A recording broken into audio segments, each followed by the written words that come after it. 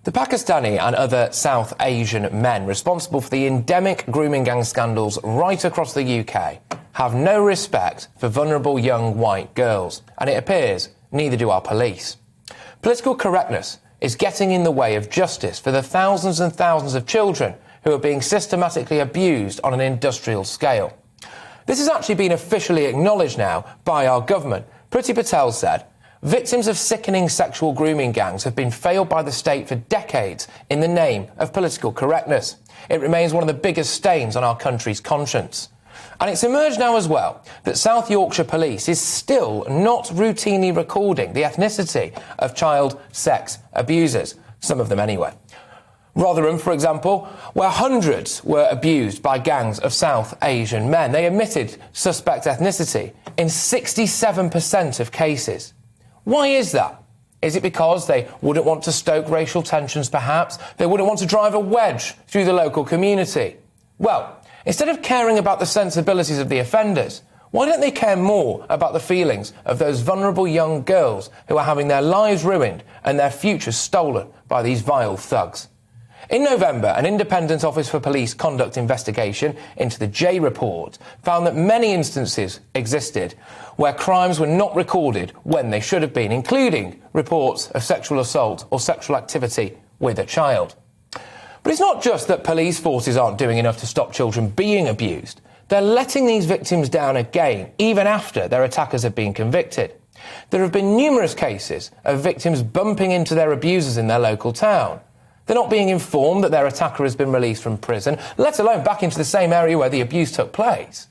That shows a fundamental lack of care for these victims. All it would take is a phone call or a quick knock on the door. I mean, when you think about it, these victims are being let down from start to finish. The government's rape review showed that victims are not reporting crimes for fear of being let down by the criminal justice process, not being believed, being blamed even, for example, and having to, of course, relive the traumatic process, only to see the prosecution collapse.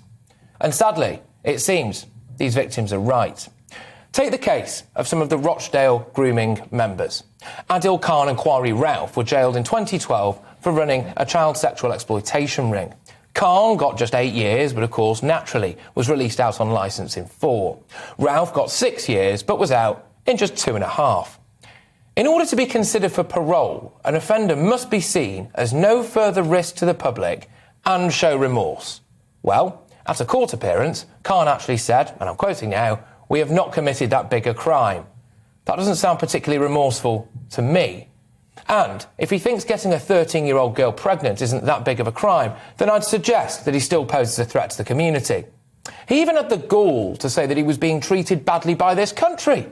He complained that he was being forced to, get this, live off his son's benefits. I mean, that says it all really, doesn't it?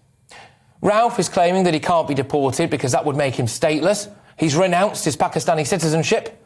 Oh, well, I'm sure there's a rock in the middle of the ocean somewhere that he can live out the rest of his days, don't you? It's time to get our priorities straight in this country. Political correctness should have no place in policing. Any moment spent, any single moment spent by police worrying about the racial sensibilities of those suspected of being involved in child grooming is a moment wasted. It's a moment that could be spent bringing them to justice. It's the vulnerable young working class victims who need to be the priority and nobody else.